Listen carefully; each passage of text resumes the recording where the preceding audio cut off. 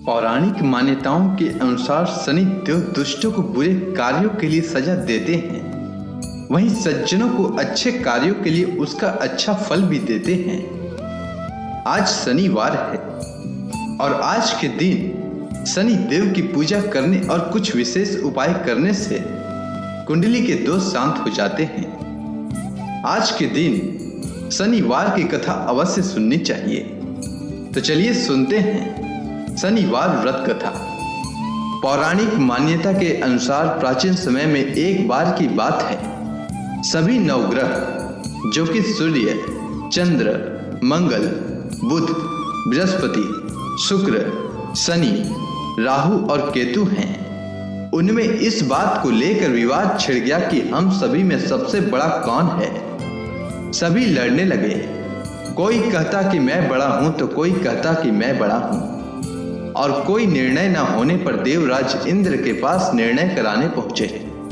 इंद्र इससे घबरा गए और इस निर्णय को देने में अपनी असमर्थता जताई, परंतु उन्होंने कहा कि इस समय पृथ्वी पर राजा विक्रमादित्य हैं, जो कि अति न्यायप्रिय हैं, वही इसका निर्णय कर सकते हैं। सभी ग्रह एक साथ राजा विक्रमादित्य के पास पहुंचे और अपना विवाद बताया, साथ ही निर्णय के लिए कहा। राजा इस समस्या से अति चिंतित हो उठे, क्योंकि वे जानते थे कि जिस किसी को भी छोटा बताया वही कुपित हो उठेगा। तब राजा को एक उपाय सूझा। उन्होंने स्वर्ण, रजत, कांस्य, पीतल, सीसा, रांगा, जस्ता, अभ्रक और लोहे से 9 सिंहासन बनवाए और उन्हें क्रम से रख दिया। फिर उन सभी से निवेदन किया कि आप सभी अपने अपने सिंहासन पर स्थान ग्रहण करें। जो अंतिम सिंहासन पर बैठेगा वही सबसे छोटा होगा। लौह सिंहासन सबसे बाद में होने के कारण शनि देव सबसे बाद में बैठे तो वही सबसे छोटे कहलाएं। उन्होंने सोचा कि राजा ने यह जानबूझकर किया है। उन्होंने कुपित होकर राजा से कहा, राजा, तू मुझे नहीं जानता। सूर्य एक राशि पर 1 महीना, चंद्रमा 2.25 महीना, मंगल 1.5 महीना, बृहस्पति 13 महीना व बुध और शुक्र 1-1 महीने विचरण करते हैं, परंतु मैं 2.5 से 7.5 साल तक रहता हूँ। बड़े बड़ों का मैंने विनाश किया है। श्री रामचंद्र जी के 7.5 आने पर उन्हें वनवास हो गया। रावण की आने पर उसकी लंका को बंदरों की सेना से परास्त होना पड़ा। अब तुम सावधान रहना, क्योंकि अगला विपत्ति तुम पर आने वाला है। ऐसा कहकर कुपित होते हुए शनि देव वहां से चले गए। अन्य देवता खुशी खुशी वहां से गए। कुछ समय बाद राजा की 7.5 आई। तब शनि देव घोड़े के सौदागर बनकर वहां आए। उनके साथ कई बढ़िया घोड़े थे। राजा ने यह समाचार सुन अपने अश्वपाल को अच्छे घोड़े खरीदने की आज्ञा दी। उसने कई अच्छे घोड़े खरीदे। वह एक सर्वोत्तम घोड़ा राजा को सवारी के लिए दिया। राजा ज्यों ही उस पर बैठा, वह घोड़ा सरपट वन की ओर दौड़ा। वन में पहुंचकर वह अंतर्ध्यान हो गया और राजा भूखा प्यासा भटकता रहा। तब एक ग्वाले ने उसे पानी पिलाया। राजा ने प्रसन्न होकर उसे अपनी अंगूठी दी। वह अंगूठी देकर राजा नगर को चल दिया और वहां अपना नाम उज्जैन निवासी वीका बताया। वहां एक सेठ की दुकान पर राजा ने जल इत्यादि पिया और कुछ विश्राम भी किया। भाग्यवश उस समय सेठ की बड़ी बिक्री हुई। सेठ उसे खाना इत्यादि कराने खुश होकर अपने साथ घर ले गया। वहां उसने एक खूंटी पर देखा कि एक हार टंगा है, जिसे खूंटी निगल रही है। थोड़ी ही देर में पूरा हार गायब हो गया। जब सेठ वापस आया तो उसने देखा कि हार गायब है। उसने समझा कि वीका ने उसे चुराया है। उसने वीका को कोतवाल के पास पकड़वा दिया। फिर राजा ने उसे चोर समझकर हाथ पैर कटवा दिए। वह चौरंगिया बन गया और नगर के बाहर फिकवा दिया गया। वहां से एक तेली निकल रहा था, जिसे दया आई और उसने वीका को अपनी गाड़ी में बैठा लिया। वह अपनी जीभ से बैलों को हाँकने लगा। उस समय तक राजा की शनि दशा समाप्त हो गई। वर्षा काल आने पर वह मल्हार गाने लगा।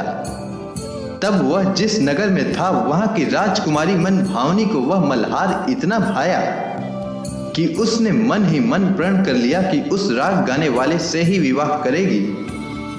उसने दासी को उस मल्हार गाने वाले को ढूंढने के लिए भेजा। दासी ने बताया कि वह चौरंगिया है, परंतु राजकुमारी नहीं मानी।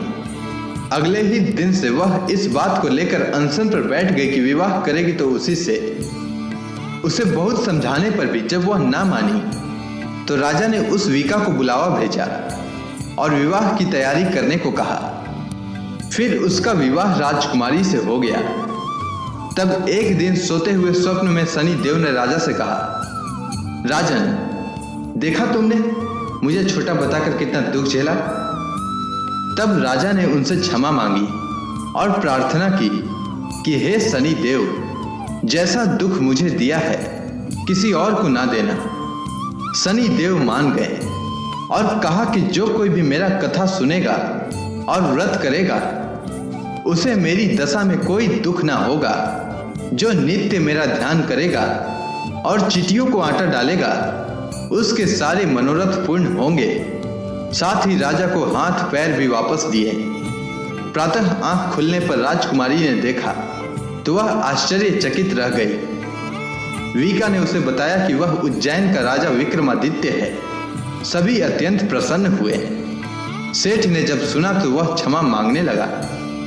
राजा ने कहा कि वह तो शनि देव का कोप था, इसमें किसी का कोई दोष नहीं। सेठ ने फिर भी निवेदन किया कि मुझे शांति तभी मिलेगी जब आप मेरे घर चलकर भोजन करेंगे। सेठ ने अपने घर नाना प्रकार के व्यंजनों से राजा का सत्कार किया। साथ ही सभी ने देखा कि जो खुटी हार निकल गई थी वही अब उसे उगल रही थी। सेठ ने अनेक मोहरे देकर राजा का धन्यवाद किया और अपनी कन्या श्री कौरी से पानी ग्रहण का निवेदन किया। राजा ने सहर्ष स्वीकार किया। कुछ समय पश्चात राजा अपने दोनों रानियों मन भावनी और श्री कौरी सहित उज्जैन नगरी को चल दिए। वहां पूर्ववासियों ने सीमा पर ही उनका स्वागत किया। सारे नगर में दीप जलाए गए और खुशियां मनाई गई।